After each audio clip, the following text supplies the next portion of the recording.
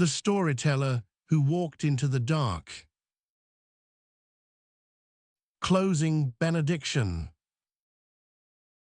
A storyteller who had told stories in the same village for 50 years told his final story on a winter evening by the fire in the great hall at the center of the village. He had, by his own count, told 105 stories in his life.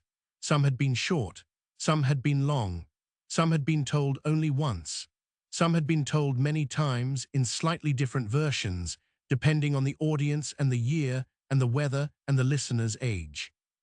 Together, they had made what the villagers thought of as his work, though he had not himself thought of his work that way.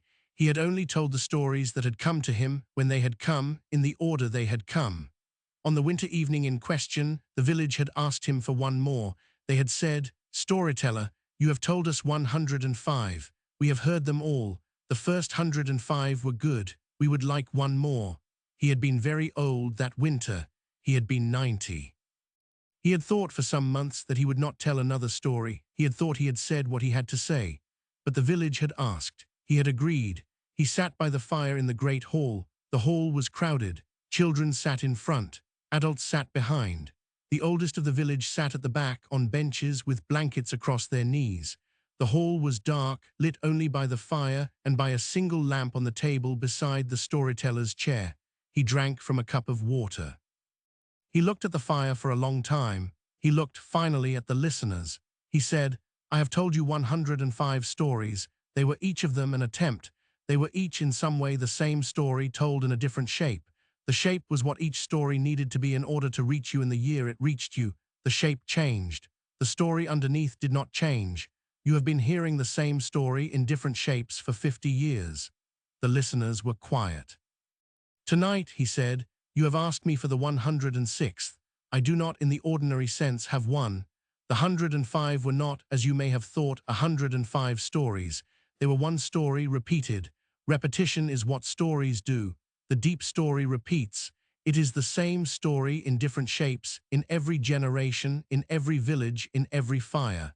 He drank again from his cup. "The 106th story," he said, "is not in the ordinary sense a story. It is the story underneath. It is the story I have been telling in shapes for 50 years. I cannot tell it to you in a shape. The shape would be just another story. The story underneath has no shape. It is the thing that the shapes have been pointing to." He was silent for a while. The fire crackled. He said, "Some of you know this story already. Most of you do not. The ones who know it cannot, in the language of the village, say what they know. The ones who do not know it cannot, in the language of the village, be told. The story underneath is not in the language of the village. It is in a different kind of language. It is in the language you use when you sit alone in the late evening in your kitchen with the lamp turned low and you hear in some quiet place what you are.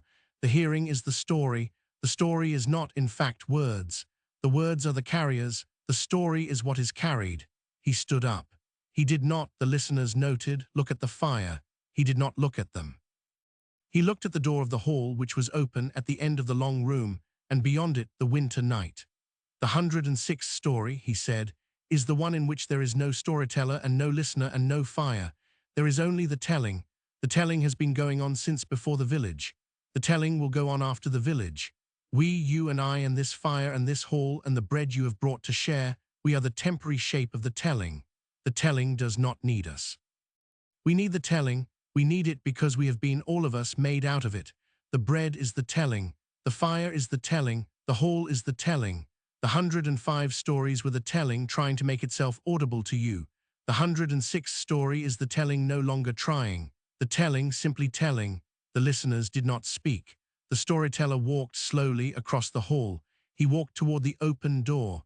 He did not, on his way, look at any of them. He walked the way an old man walks when he has been preparing for a long time to walk a small distance with great precision. He reached the door. He paused. He turned briefly and looked at the hall, at the fire, at the listeners, at the empty chair he had just left. He nodded once slowly. He walked through the door into the winter night.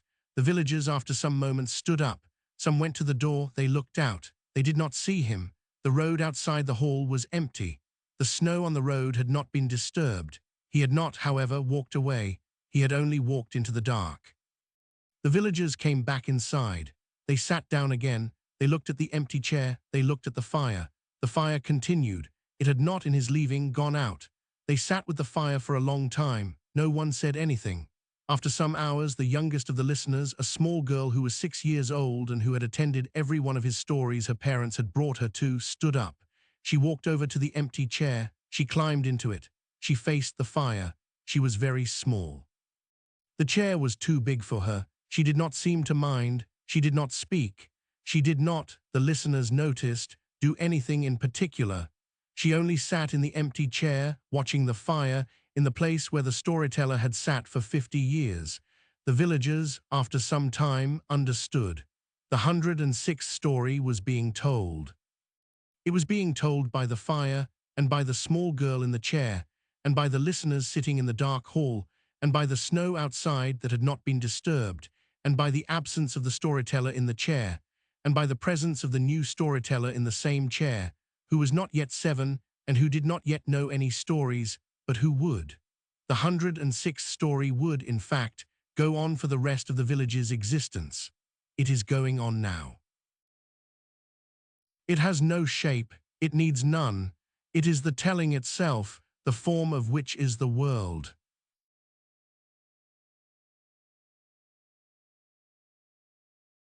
Venus.